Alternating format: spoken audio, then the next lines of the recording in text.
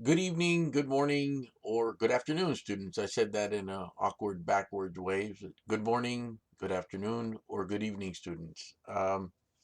Today is January the 25th, 2021, the continuing year of COVID.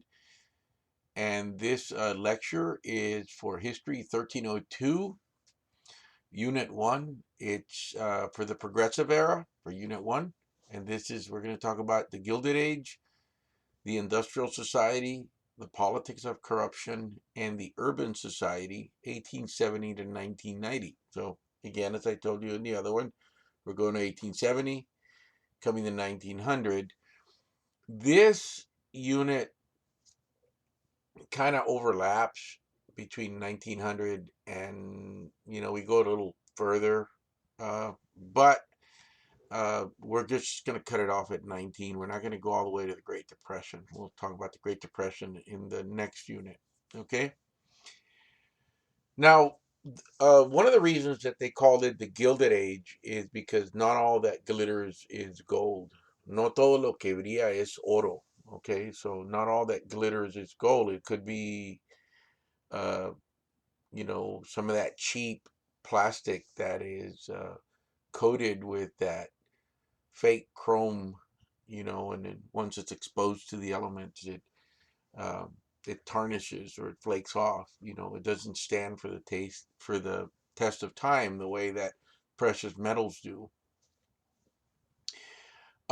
One of the things that we're gonna look at this time, and this lecture may not be as long as the others. I am a little tired, but it doesn't matter. I need to get this material out. I need to catch up. Um, and the reason is that, remember, COVID didn't start last year until March. So I was actually in class at this time last year. That's why the last two units are recorded and the first two units are not. One of the things that we need to look at is that immediately following the Civil War, the United States, the industrial output of it paled in comparison to European powers, especially Great Britain. That was the world power at the time. Okay, they pretty much had control of about 25% of the globe. Their industrial production paled us. The amount of money that they produced paled us. As a matter of fact, the United States borrowed a lot of money, from England. But two things are going to happen. Two factors are going to precipitate the rise of industry in the United States. It's new businessmen and new ways of doing business. Also, one of the things that's really going to push us up into production is the production of steel, believe it or not. Okay, and that's going to be done by Andrew Carnegie, which brings us to the next question.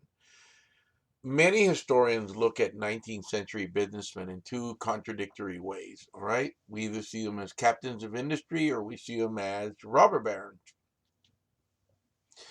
Were they actually individuals that transformed the United States in a way that benefited the United States? Okay. And that's a question that you have to ask yourself. Okay. So let's say, for example, that your dad owned a steel company, and the steel company was put out of business by Andrew Carnegie. Then you were going to say that Andrew Carnegie was, in fact, a robber baron, that he wasn't somebody that was good, because he put your dad out of business. Okay. Now, let's say, for example, that your dad had been a foreman for Andrew Carnegie and had risen through the ranks and retired and done very well.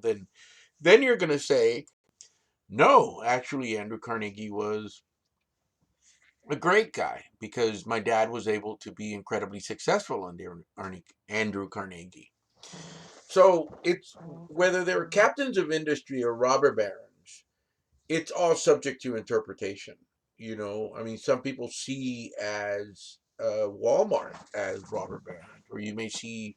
I remember when Walgreens bought out the local pharmacy that I used to deal with. You know, it was a mom and pop store that I really liked. And I remember how disgusted the owner was when he said, you know, I'm closing down next week. They bought me out. They made me an offer I just couldn't walk away from. And I'm sorry, you know, it is what it is. So a lot of people see these Gilded Age industrialists as immoral, greedy, and corrupt. Okay. And they really see them very, you know, corrupt, because the only thing that they have in mind, or only thing they want, is money. There's nothing else that they desire.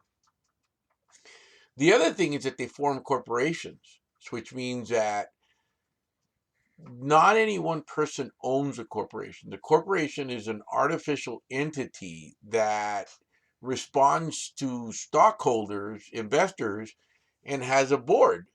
So the actual owner is never fully responsible. I mean, he may be responsible if he completely abuses or just takes money from shareholders and lies to them, but it's a corporation. It is an actual artificial entity that is created for the owners to actually protect themselves in case they go bankrupt. Now, corporations are also good. You know, let's say, for example, that you start an air conditioning and refrigeration business. Then the best thing for you to do is incorporate it, for you to create a corporation. And when you incorporate it, you create a corporation, then it is an artificial entity and you work for the corporation. So if something happens, then if somebody decides they're going to sue you, they sue the corporation, and you protect yourself, your house, and your personal belongings to a certain extent from being taken away from you. If you don't incorporate, then when they come after you, they take everything that's yours. Okay? You still have to have, you know, a place to live and all of the above. Now, combinations of corporations. I mean, you know, you hear the words conglomerates, mega conglomerates, you know. Uh, I just give you an example. I did not know until yesterday that there's really only one ammunition company in the United States of America. That the company, a better, otherwise known as Federal, actually owns like a bunch of like Remington and Winchester and Spear, I think. And so they own like 80% of the ammunition companies in the United States. So that is a mega corporation, you know. And then, of course, Federal is not owned by an ammunition company. It's owned by a company that buys camping equipment or something like that. I don't really know. If anybody finds out and lets me know, but you know, um, it's not even a company that does a lot of hunting, and I think that company, that the camping company, is yet owned by another bigger company that does something else. You know, it's kind of like Alcon. You know, Alcon owns Behringer Wines, and you're like, okay, well, where's the connection there? Eyes and wine? No, they just saw, you know, we're going to buy Behringer Wines, and so be it. Yeah, for although you don't know, I forget his name. One of the richest men in the world owns Burlington Northern Santa Fe, and I'm not going to remember his name. To Warren Buffett. Warren Buffett owns Justin Boot Company, and if I'm not mistaken, he also I don't think he owns Dickies, but I know that he owns Justin Boot Company. So there you have it. You know, you have these individuals that just start buying all these corporations and these businesses, and they end up with these huge, you know, mega corporations or conglomerates. Or I don't know enough about that to lecture on that. Now, the guy that's a prototypical individual that we like to talk about and use as an example is John D. Rockefeller, and a handful of his associates founded Standard Oil, and Sinclair also, and they're the ones that had the dinosaur on their fuel, you know, fossil fuel. And he is an example of corporate consolidation and efficiency to its finest. He was so successful that his personal fortune at his death was right at $1 billion. I think it's $815 million. And not to mention the $40 million a year that he was generating in profit from Standard Oil Trust. Okay. This guy was also famous for going out into New York, if I'm not mistaken, or New Jersey, and handing out dimes. Okay. What made him so successful is that he was in the oil refining company business. And what he ended up doing is that he said, I'm not going to just do the refining. I'm going to go from the drilling to the refining, and then I'm going to have the gas stations. I'm going to horizontally and vertical integrate these businesses. And those are two questions that you do have to be familiar with: horizontal and vertical integration. And that means that what you're creating is a form of efficiency that is pretty much unmatched. For example, uh, oil used to come in cans, like metal tin cans. And he got to the point where he was making those. And there was one time where he went into where they made them, and he said, they're using too much solder. Can somebody make a can, put a can together with the least amount of drops? And so somebody, I don't know, somebody used 24 drops to put a tin can together. And he went over there and he said, "You're the foreman now. And anybody that can't do it in 23 drops is going to get fired." So what he created there was efficiency. The rumor has it that the amount of money that he was spending on solder to put these cans together dropped by 70%. Okay? Because otherwise people were being very sloppy. So that's the way that these people thought. Everything that they see is money, and everything that they see they feel they can turn into money. And that's why they're millionaires, I guess, or billionaires, and I guess I'm not, right? Now, these people believed in some pretty unethical and unorthodox ways of doing business, okay? They believed in social Darwinism, which should never be applied to anything other than the Galapagos Islands. When Darwin went to the Galapagos Islands, he never intended for uh, Darwinism to be turned into social Darwinism and used against human beings, because not everybody has the same springboard. Not everybody has the same opportunity.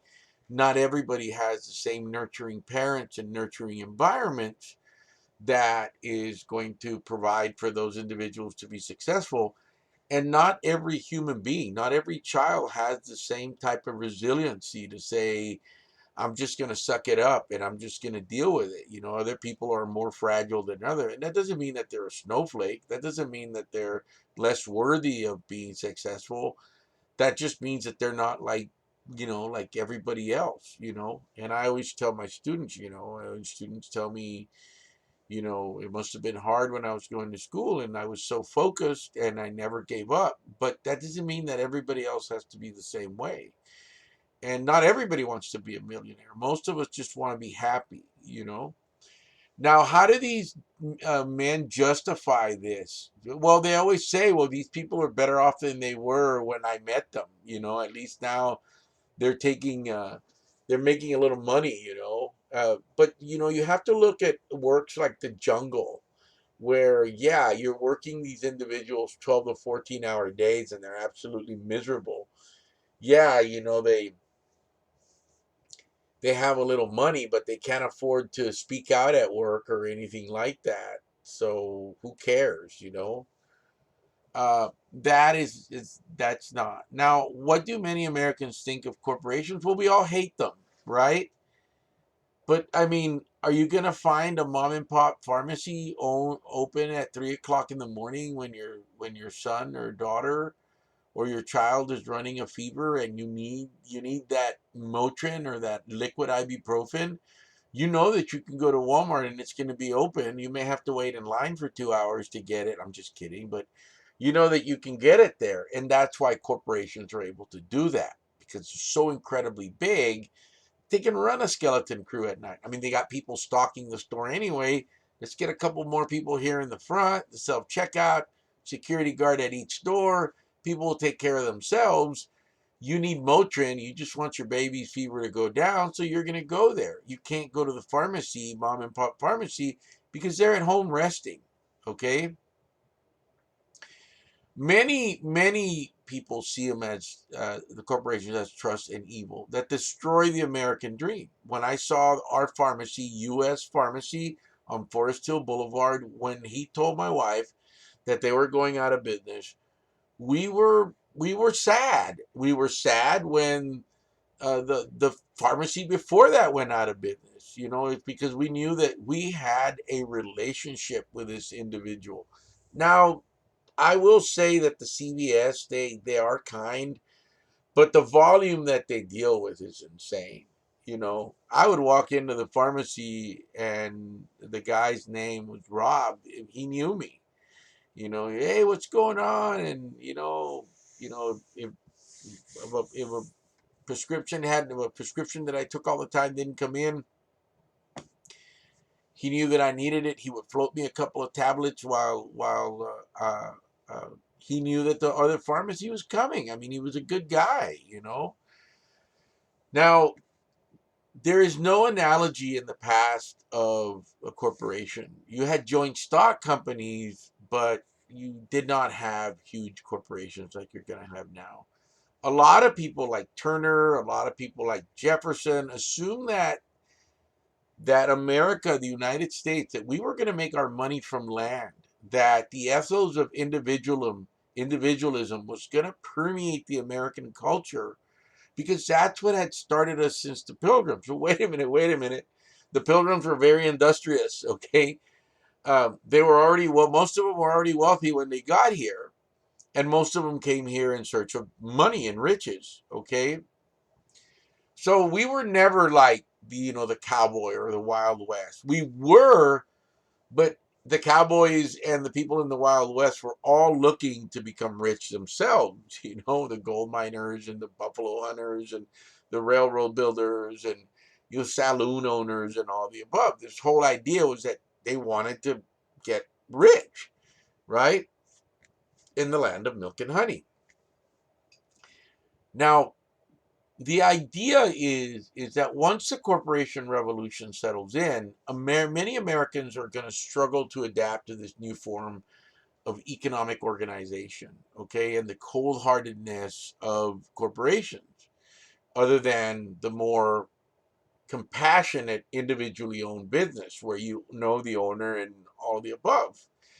Um, so because they're artificial and because they threaten to destroy the competition, they are going to continue to be evil in the eyes of that. But even though they attack the old age concept of free trade and healthy competition, a lot of people just said, well, they do pay me well, and we are going to put up with them because they provide you know, money for us. They employ hundreds of people here as to where the mom and pop only employs one person part time. Again, the main things that drove corporations was social Darwinism, right? A self adjusting economy. And that means that we will pay what they want us to pay for stuff if we want it bad enough, okay? And profit incentive as the only human motive. The reason that we get up and go to work in the morning, for the most part, is because we're going to make money so we can buy our son a GI Joe with a kung fu grip. You know what I mean? Well, I don't think it's a GI Joe with a kung fu grip now. I think it would be like, I'm going to go to work today because my son wants an Oculus, right, or something like that, right? Many Americans continue to believe that hard work is good for the soul. Why? Well, if you work 16 to 18 hours a day, or 11 to 12, or 12 to 14, you don't have time to go raise hell. You don't have time to go to the local tavern and get involved with labor organizations so you can talk to each other about how bad they treat you and stuff like that. Instead, you're working, and when you're not working, you're dead tired.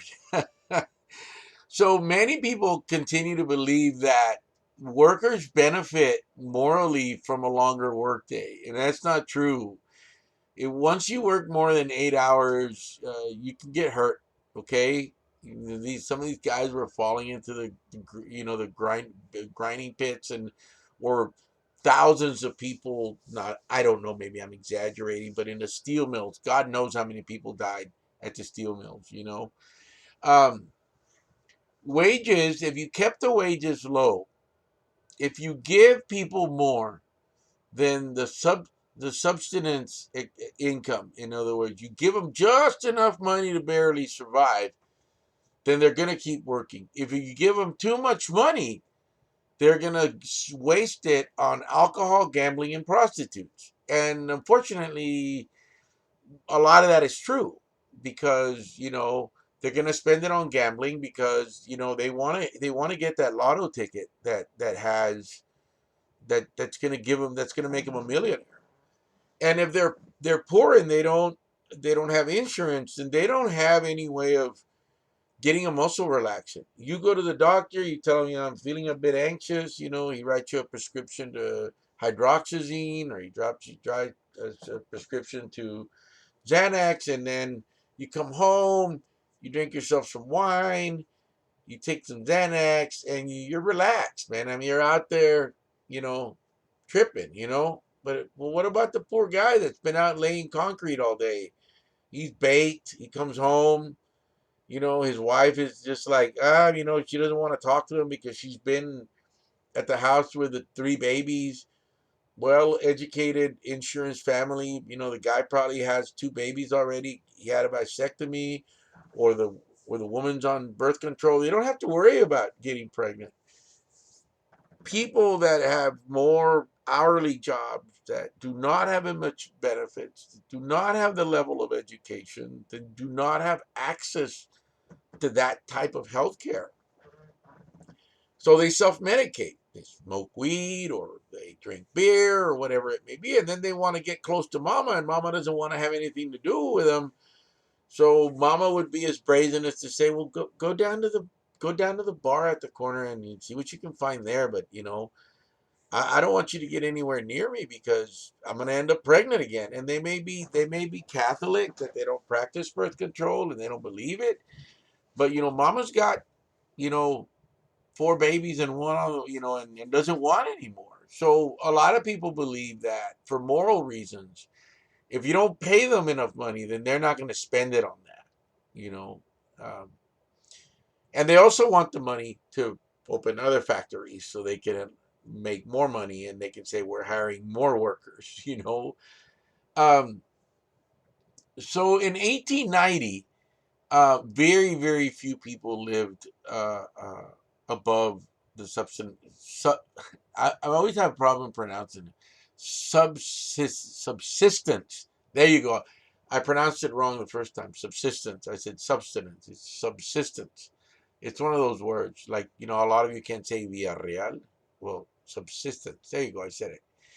Uh, for the most part, annual income of a family of four in 1890 was $380. However, the subsistence income was $530. So they were negative $150. That's just to break even. Okay, they were negative 150. So every paycheck you were falling $150 further and further and further and further into the hole.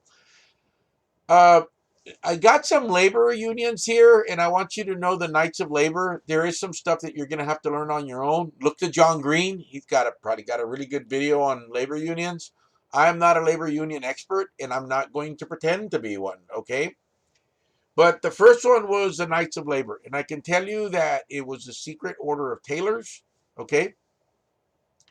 It became in 1879 under Terence Powderly, uh, an industrial union, and The main reason why it wasn't successful is that it was too inclusive.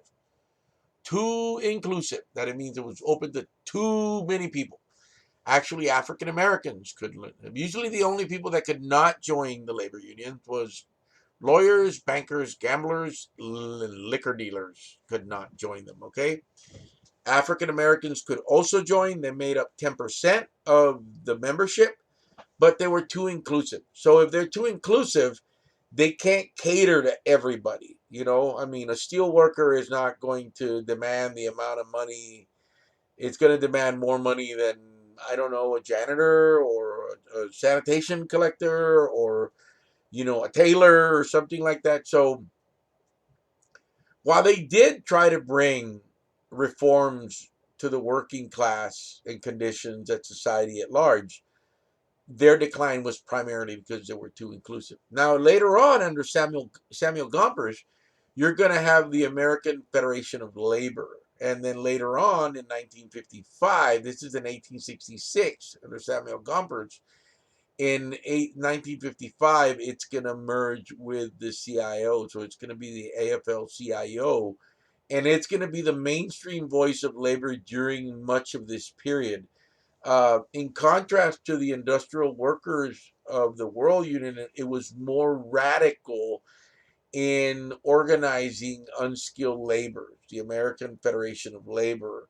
And then the industrial workers of the world was more for steel, people that would hang iron and stuff like that. Now, here's what it is. It's kind of confusing because while it did cater to unskilled workers, it did not, for the most part. While at the beginning it did, and this is where I get confused with them, because when it first started, for very briefly, it was for it would let unskilled workers. Then later on, in order to become a skilled worker, you had to be an apprentice, okay? And that was done in order to compete with the IWW.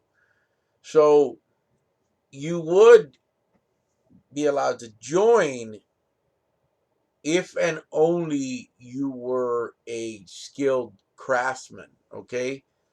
Um, the first president was Samuel Gompers. And like I said, I really need to spend, the next chance I get, the next break, is I really need to immerse myself in labor history. I will say one thing: labor history is a history of its own. A lot of people think like, oh, Mr. V, he's a history teacher, he knows everything. Labor historians are incredibly dense and they really know their stuff. Not that other historians don't, but it is just not a field of history that is well plowed over. There's still a lot of work to be done in the area of labor history. Because there's brick unions and people that make brick unions, and now you have like uh, like the people that take care of the hotels, they have a union. We don't have a union. College professors do not have a union, at least not at TCC. Texas is not a union state. They don't like unions in Texas, okay? But I mean, there's a union at the post office. There's a union at Lockheed. Um, there's a union at American Airlines. For the most part, like if you get hired on at HEB, they'll show you a video that unions are bad, because they restrict a lot. You have an option to join the union. You don't have to join it if you don't want to. Policemen have unions and stuff like that. So, and what they do is that the unions were very useful at one time. That's the reason we have an 8-hour day. That's why we have paid leave. That's the way we have, you only work 40 hours. And if you work more, you got to get paid. That they are good. I mean, I sometimes say, and my friend and colleague Joel Tovanche will disagrees with me, and I say that labor unions have gotten to the point where they have outlived their usefulness. He doesn't like for me to say that. But that's strictly my opinion, okay? Somebody needs a paper to write me something on labor unions. Maybe I can learn from your paper. I'm pretty sure I will. Now, what about foreign immigrants? We talked about immigrants in the last lecture. We talked about Chinese immigrants. And most of the immigrants that are coming in at this time are Eastern European. For the most part, of Slavish descent, from the Mediterranean, Italian, Slavs, Greece, southern Spain. You have some. You may have some Polish immigrants that are coming in, but they're still going to get hit with the same stigma, that they're not of the quote better stock of Europeans. They're not French. They're not sure selling German, and they're not British. They're over there where they're darker, and it's all because of the darkness of their skin. They're getting closer to Africa, so skin tone is darker. I didn't get any tattoos there today. I just got some of these. You can't see them. I'll show it to you later. Now, why do they come to the United States? One of the things that we need to look at is, why are these people coming here? Well, they don't come here because they just want to leave. No person ever just leaves, their country because they want to. They leave because there's things going on. But at this time in the United States also, you have exclusion commissions, immigration restriction, uh, they have the Dillingham Commission to study the origins and consequences of immigration. You will have the 1882 Chinese Exclusion Act. You will have the 1906 Gentleman's Agreement, which the Gentleman's Agreement excludes Japanese immigrants, of course, to 1882. When we're already done with the railroad, we don't need the Chinese anymore, so let's not let them come in anymore, right? They're undesirable. Ways that they try to keep these immigrants out is that they found immigration restriction leagues, okay? The groups in towns like Boston and New York and Philadelphia. And of course, these individuals are lawyers, professors, and philanthropists, and some doctors that are alarmed by the amount of immigrants that are coming to America each year. So they urge they tell the legislature that they urge immigrants that they demonstrate literacy in some language. And, they say, well, they're not even literate in their own language. Well, of course they're not. I mean, but in theory, a literacy test will discriminate. You can't give somebody that English is not their first language a literacy test because it's discriminatory. And the next time that you find yourself laughing at somebody or making fun of somebody that is speaking broken English, remember that individual can speak at least two languages, because the reason he's struggling with that language is because he or she is trying to learn English. So I am very fortunate that I speak four languages, okay? And I only use English and Spanish, okay? Now,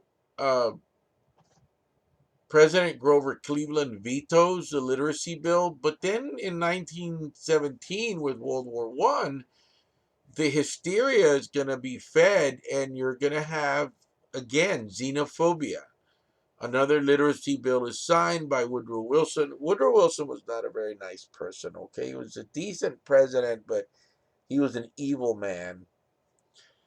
He was anti-Semite, if I'm not mistaken. He was also, very xenophobic and racist. Um, but that was, I mean, I'm not going to say that it's okay because that's the way things were then. No, he just wasn't a cool cat in the story. Okay. Major reasons that affect immigration. Why are these people coming over here? Well, everybody keeps telling us, like, there's a whole bunch of land over there, and they keep telling us to come over, and, Daddy went over there, and it's not time for us to go over there. But the four major things that alter society in Europe is a dramatic population increase as you begin to see the spread of commercial agriculture in the United States and in Europe. Once you see the spread of commercial agriculture with the advent of steel, then you're going to see these population explosions. Okay, people are living longer, they're having more babies, so they need to go somewhere. There's not a lot of land in Europe. Okay, you always hear these stories about how big Texas is, and that you can fit England, France, Germany, and most of Poland into Texas. I don't know, but it doesn't matter. Also, the rise of the factory system. A lot of these people have been working agriculture for a long time, and that's the last thing they want to do. So they come over here and they work in factories, which I don't know which is worse, right? Now, the other reason is going to be the proliferation of inexpensive means of transportation, such as steamships and railroads. And yesterday I did that little story about the guy that started in Belfast, Ireland, and ended up in Sacramento. He only had $14. Remember that one? Well, that's what happens. You can travel cheaply, and you can travel cheaply fast. Not before you would get on the Mayflower and you didn't even know if you were going to make it. If I'm not mistaken, when the Mayflower came, it was three ships, the Mayflower, and I forget the name of the other one. Of course, I'm not going to remember now because I need to remember. But one of them had to turn back because it leaked so bad, right? And then the Mayflower people were supposed to land somewhere near Virginia, and they landed like well, in Massachusetts, so they missed it. They missed it by a good chunk, right? Why do immigrants settle in the cities? Because they don't want to live in the country. They have very little money. They're living in tenements, okay? In a one-room apartment or two-room apartment. You know what I mean?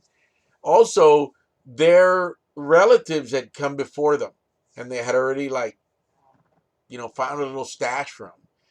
They moved together. They sought each other out. The Irish went with the Irish. Chinese went to Chinatown.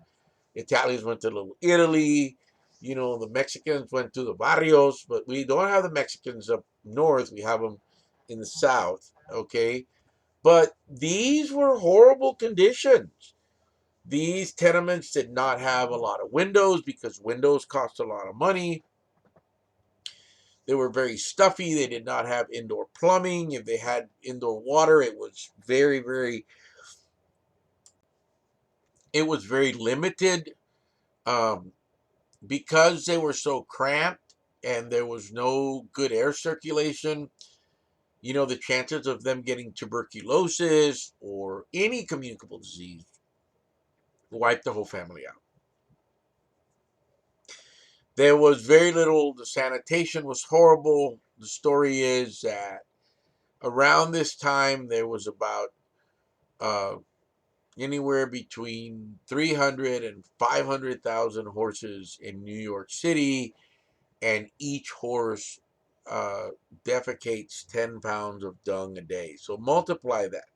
500,000 times 10 pounds. So that's what, 5 million pounds of dung or something like that.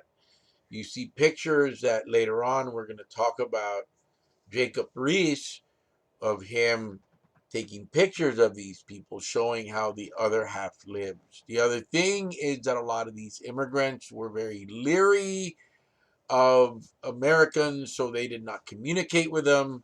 And they kind of stayed in this perpetual uneducated cycle, you know, and that really hurt them a lot. All right. Now, nevertheless, because human beings are resilient, okay, they are going to form social networks. Again, I will say this again, again, and again. Human beings are incredibly resilient. We have just this way of coming out of the ashes and just making it. They form networks that resemble their own country, and it's, a way for their comfort. That's why I always embrace who I am, because my comfort is in my Mexicanness. And there's something to be said about, I hate to break it to you, but I get really happy when I walk in the door and, I find out that my wife made a big, olla of beans, and it's like, hey, you made beans today, and you hook me up. Or when she says, I made you some menudo, or, when she makes a traditional Mexican dish, I appreciate those things. I really like them. And I feel a lot of pride when I go to places like Philadelphia, Boston, and New York, and I see other Mexican Americans, and I see the Mexican flag, and it shows that we are being represented in this country, and that gives me a lot of pride. It gives me a lot of menace, as we say in Spanish. It I don't know. You can't say menace. It would be like, I birth it. No, it doesn't. But that's what it means. It's like está bien machín. Well, that's another word that you can't really translate. Machín. How do you translate? Machín would be like badass. That would be like, no, está bien machín. Now, there's also political machines at this time. And the big one at this time is going to be Boss Tweed. Tammany Hall, William M. Tweed, who sold services for votes. So you get off your boat, you're Irish, and they would tell you, come here. They already had a house for you or a place for you to sleep and all the above. And they'd say, come tomorrow to this flight post. We got a job for you. And who's doing this? Well, all you need to do to remember is that when the election comes along, make sure that you vote for the Boss Tweed, because he's the one that did this for you.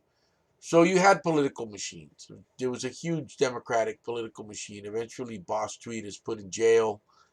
I don't really remember why he was put in jail, but he was put in jail. Now, another thing that we're going to experience is something like nativism, where you're going to have the Gangs of New York is a very bad movie, very historically bad movie, but it's good because it shows nativism. And it's Leonardo DiCaprio, who I think he's playing an Irish person. He's pissed off at Daniel Day-Lewis, right? They're not friends, but Daniel Day-Lewis is also an Irish person, but he doesn't like him, and it's because Leonardo DiCaprio doesn't want to assimilate. It's kind of like, for those of you that when you came from Mexico or you came from wherever you came from, right, in anywhere in the world, and your cousins told you, hey, no, bro, you can't play that kind of music no more, Holmes, because that in the United States, you gotta speak puro English. Ya no puedes, you can't listen to norteña music or nothing no more. That's not cool, man. All right, keep on listening to your music. You want to embrace American culture too, that's fine, but you don't turn your back on your culture. You turn your back on your culture, you lose your identity, and you lose your identity, and you don't know who you are.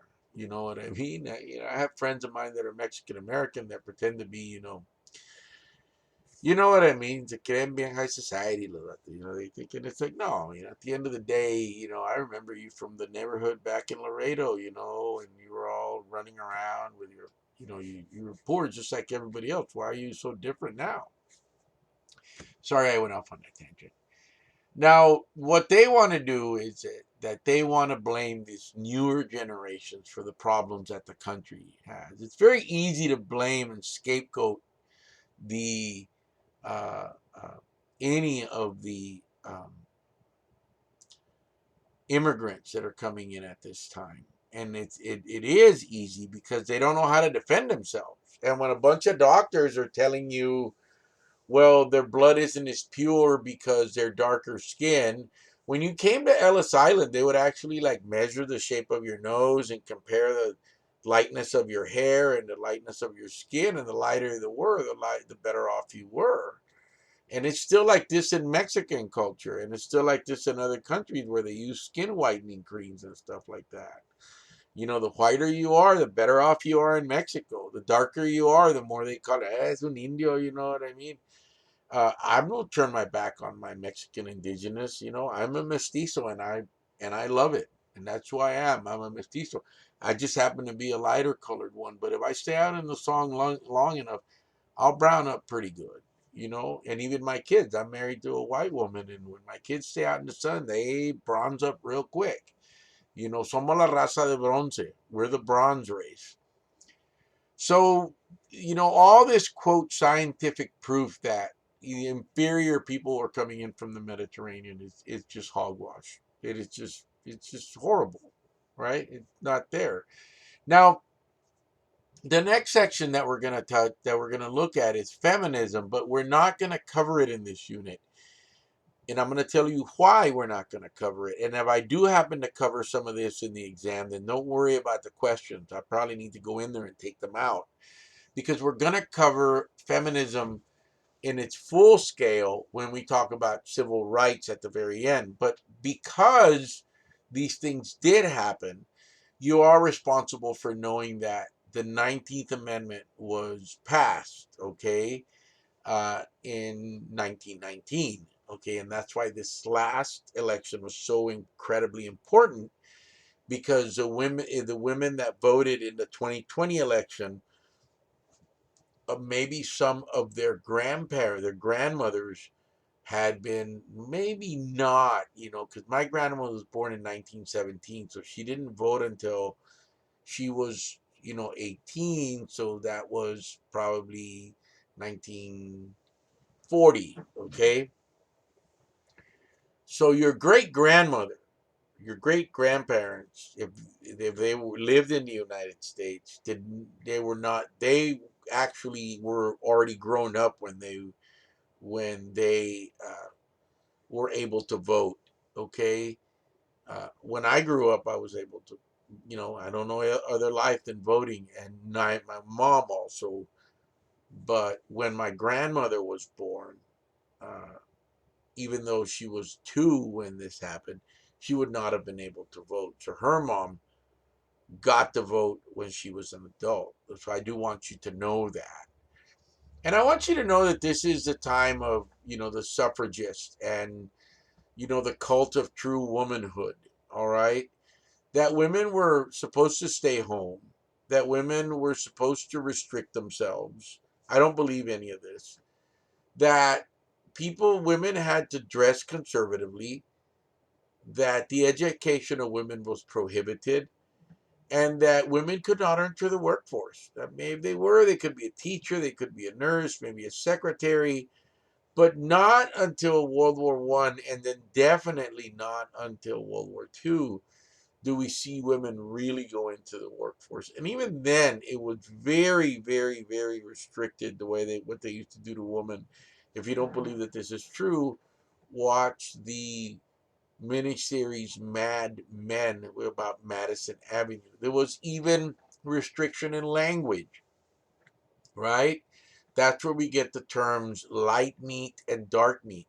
That's where we get the word limbs, because it would be too sexually suggestive to call a woman's arms arms and legs legs. And a proper lady, a gentleman, would never ask a proper lady if she wanted a chicken breast. They would say, "Oh, excuse me, would you like some light meat?"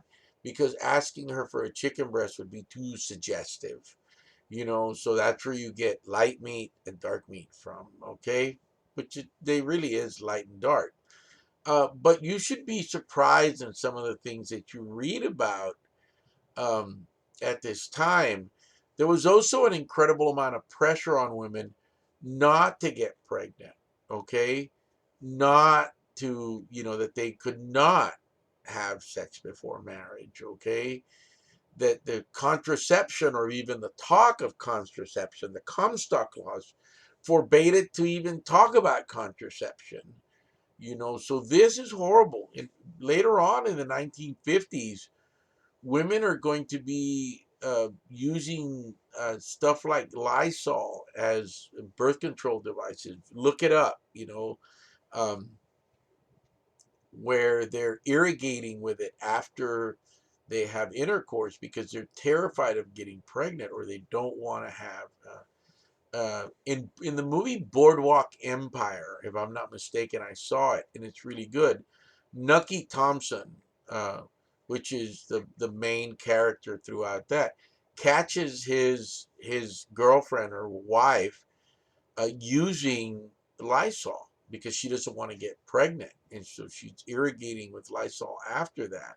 And this is at this time, which women had to do these things.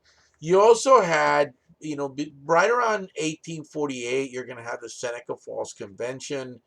You're going to have, Lucretia Moss. You're going to have Elizabeth Cady Stanton. You're going to have the Seneca Falls Declaration of Sentiments. You're going to have Susan B. These are going to be very, very radical suffragists, okay? And Susan B. got beaten and torn up a couple of times by cops because she wanted to vote. It was customary to go to her tombstone and put your "I voted" a sticker on it. You can see I put mine on my wallet, and there's a bunch of them there. And you would put that on her marker. They don't want you to do it because the adhesive from your "I voted" stickers is damaging the actual. When they clean it, they have to sandblast it, and that's eroding it more. So that's just a brief uh, uh, uh, rundown of, I'm not going to ask you too much, but it's still there. You are still responsible to read that. Just because I'm doing these lectures does not absolve you from reading the material in the book. There's still a lot of material in the book. And another thing is that the progressive era sounds like story time. It's very hard for individuals to wrap their head around it because it is like story time. Um, and there's not a lot of names and dates. I could muddle you up on that. But once we get to the next unit, it'll be more traditional. At this time, we're also going to see things like, and I'm not gonna go into too much detail because I am gonna cover it again in civil rights. Is the time of uh, the Great Migration. African Americans move in droves up north. Why? Because they're being lynched in the South. And they go west and they go north because the populace up there is more tolerant. Doesn't mean they like them, but the racial toleration is greater, and they see that the North and the West is a promised land. Now, it doesn't mean that happens. The Great Migration is 1910 to 1920, but there's they go up there and they start competing for unskilled labor jobs. So then they start getting in a fight with unskilled workers, quite unskilled workers. Now, the major players in American civil rights at this time, and I will cover them later, it's going to be Booker T. Washington. And, he actually had a PhD.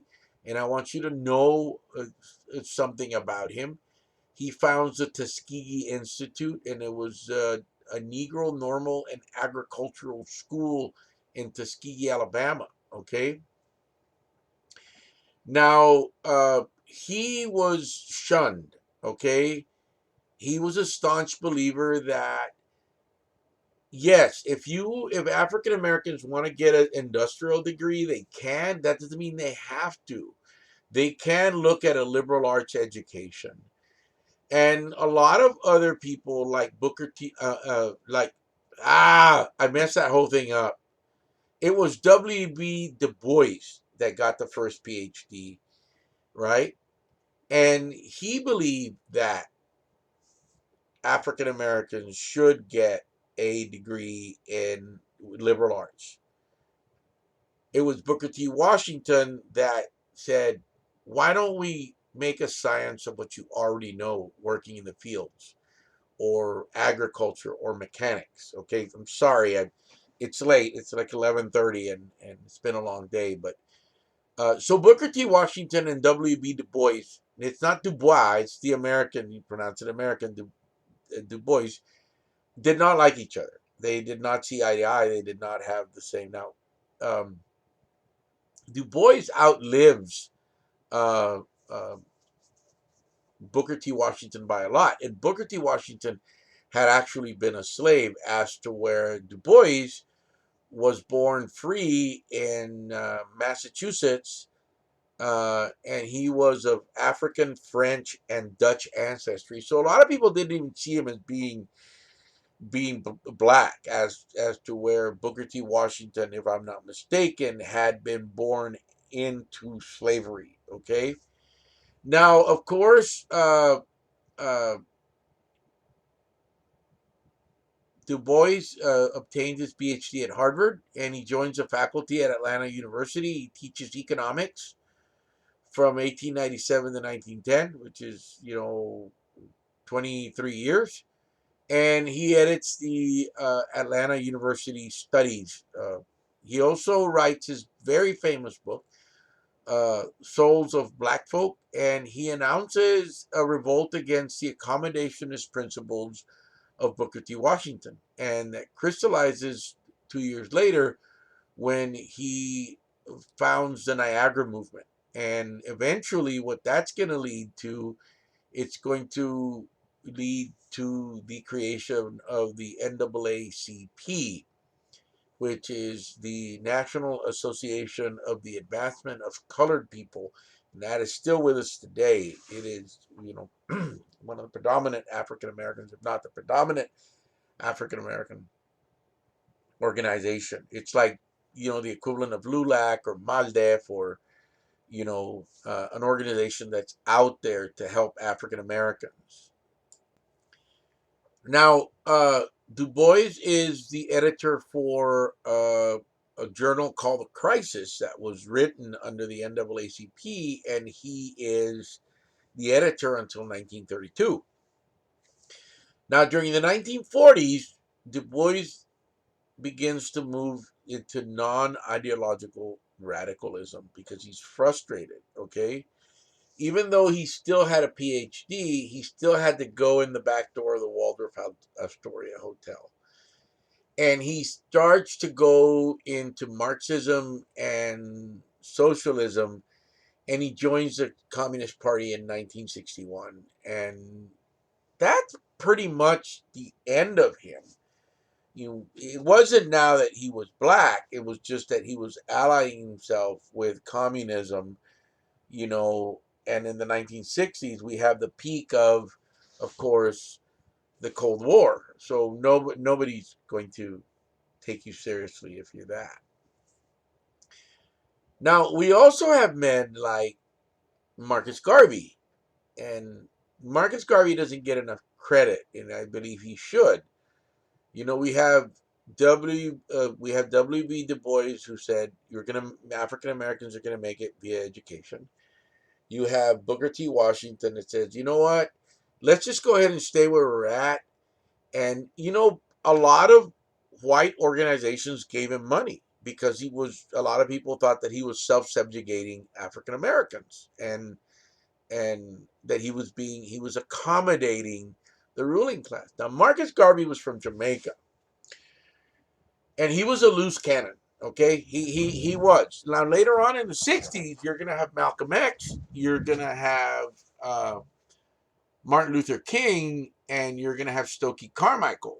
So you're gonna have, again, a peaceful movement, a radical movement, and then of course you're gonna have a violent movement with Stokely Carmichael.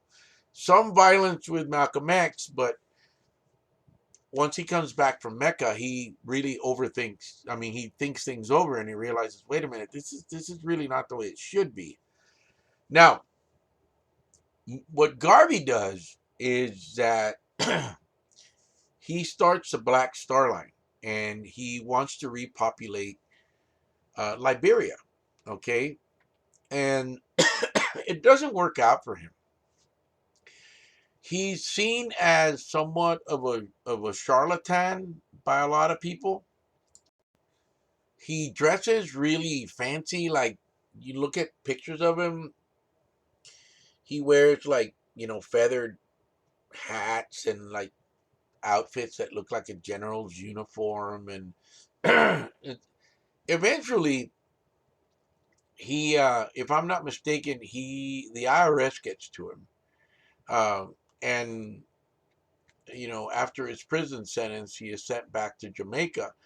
But he was successful because he always had this, thinly veiled threats of violence, of agitation. And Malcolm X's dad was a very big follower of Marcus Garvey. So what you have here is that uh, you have the beginning of an African American civil rights movement. Now, I believe that the African American civil rights movement began the day that an African slave decided that he wasn't going to stand for the horrors of the ship in the Middle Passage, and he jumped off. And knowing that he was going to drown, he jumped off, and that in itself is rebellion. You know, of course, you have Nat Turner, the Stonewall rebellions. I mean, you have rebellion in the plantations in the form of songs, in the form of prayers, even in the refusal to work. You know, when a lot of people say, well, that slave is lazy. Well, that is a form of rebellion. Or that slave is very destructive because every time you give him a shovel, he breaks it. Well, maybe he's breaking it because he doesn't want to use it, and he knows that if he breaks enough of them, then you're gonna send him to do something else. It's kind of like the slave that misbehaves in hopes of being sold to the family where his wife and children are at. You know, a lot of times we need to look at these things differently and just saying, you know, it is what it is. Now, Mexicans also had an agitator at this time, and I talk a lot about this in my Mexican American class. I really should include a little section, but I do it at the end. But I really should do it here, just a small one like I have here. And basically, who you have right now is one individual who is Ricardo Flores Magon. And he's an anarchist, okay? And he is a labor agitator, and he is dangerous.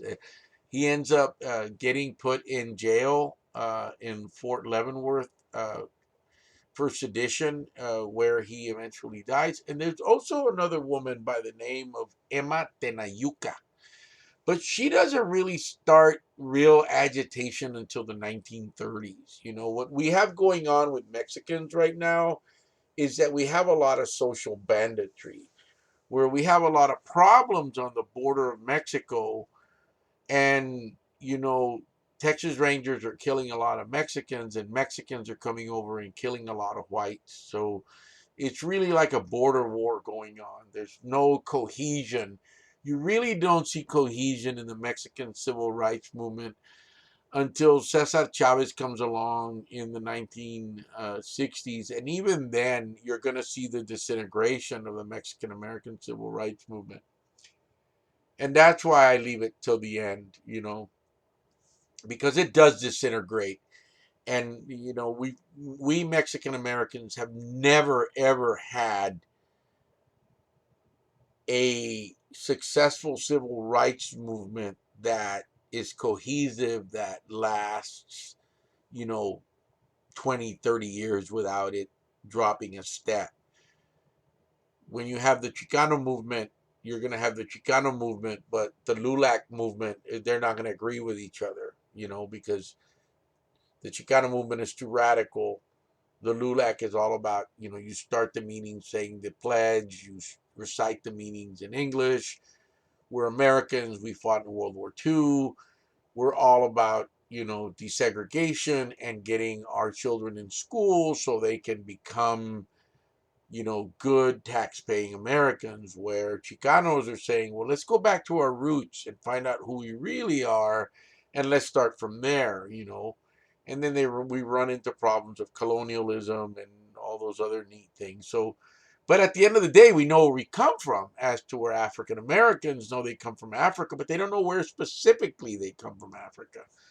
That's why they start their own tradition and institutions here in the United States, as to where we Mexicans, we bring our institutions with us. Does everybody understand? We like Irish bring their traditions, the Italians bring their traditions, and the Germans bring their traditions with them, as to where African slaves weren't, if they did bring them, they didn't stay alive for a long time, so they developed their own institutions within a slave system. And you're going to see the rise of, you know, African music, I mean, can you imagine what rock and roll would be without African influence, without drums, or you know, without I don't think the guitar is strictly of African origin, but I do know the drums are.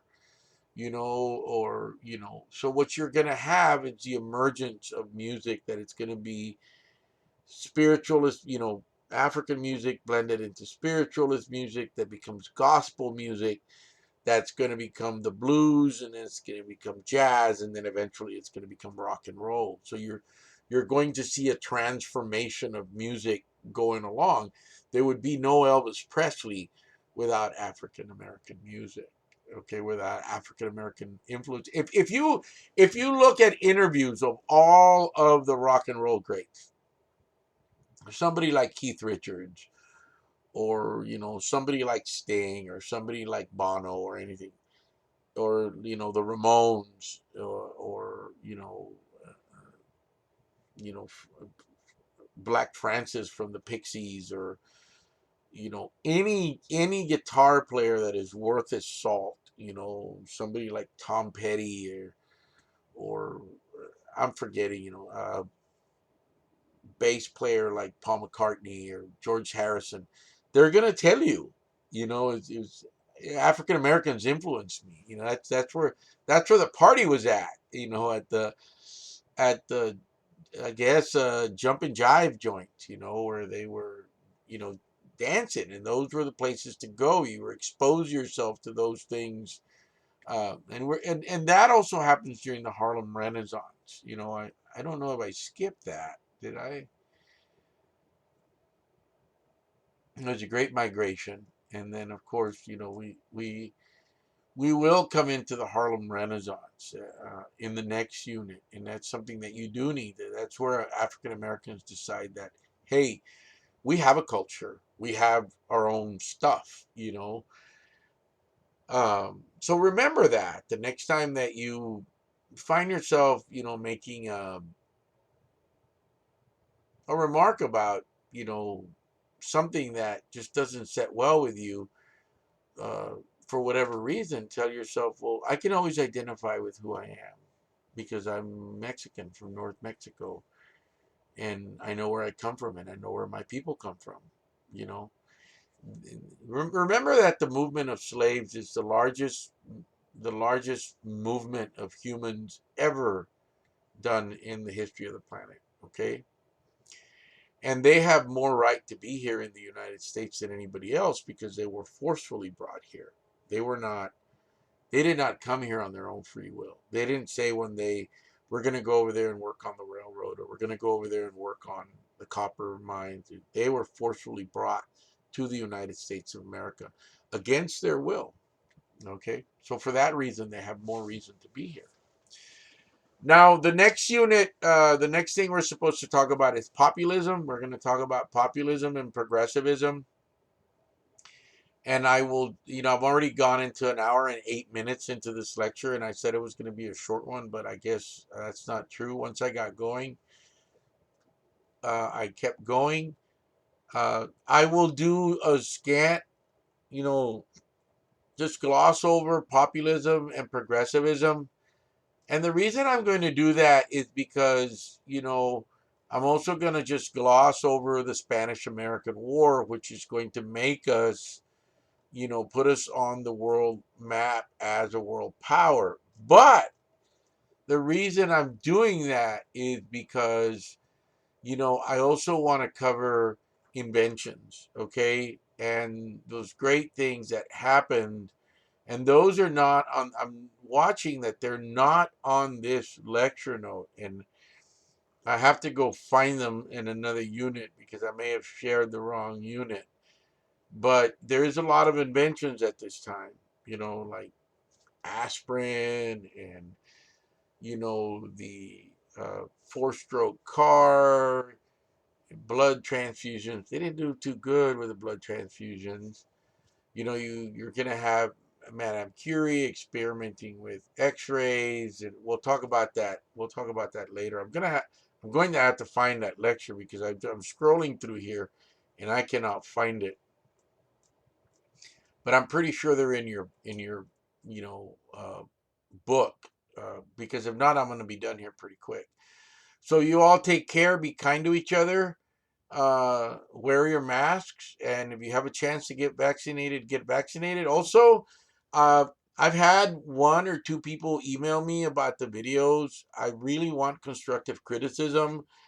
Somebody said, somebody said, Mr. B, are you stoned when you record these videos? No, I'm not stoned. I just tend to have this really slow drawl sometimes. Um, I get really relaxed when I talk. Also when I drive, so it kind of puts me in this relaxed state, like ASMR kind of stuff. Um, so I do want to get a backdrop, but I don't know how to do it. But there's always something in the back. And I also put in little personal things in my lectures. Like one student made a comment about something that I mentioned in a lecture about something. Sometimes I will put those on the exam as extra credit. And the reason I do that is because I want to make sure that you're watching the lecture. So there's always extra credit to be had on the lectures, and a lot of it is in my lectures because that's the way that I find out that you're watching them, okay? It's not going to be like what color was my shirt or something like that. It's usually something that I'll talk about, and it'll usually be a connection. It'll usually be something that has to do an experience of mine with history, or something that I may say that is reference to me and history or something.